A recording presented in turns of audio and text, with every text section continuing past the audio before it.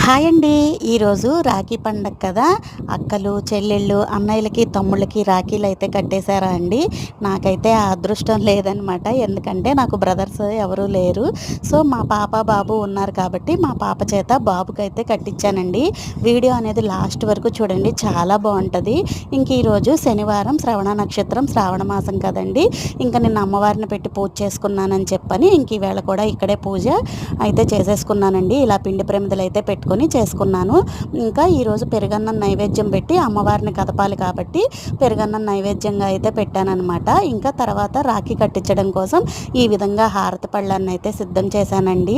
తర్వాత పాపకివ్వడానికి బట్టలు, చెవులి తీసుకున్నామనమాట. రీసెంట్‌గా పాప ఇరిగిపోయినాయి అని చెప్పని, ఇంకా సర్లే అవి కూడా బాబు చేత్తో ఇప్పిద్దామని చెప్పని అవి కూడా అలా పెట్టానండి. నిన్న దేవుడి దగ్గర పెట్టాను ఆల్రెడీ.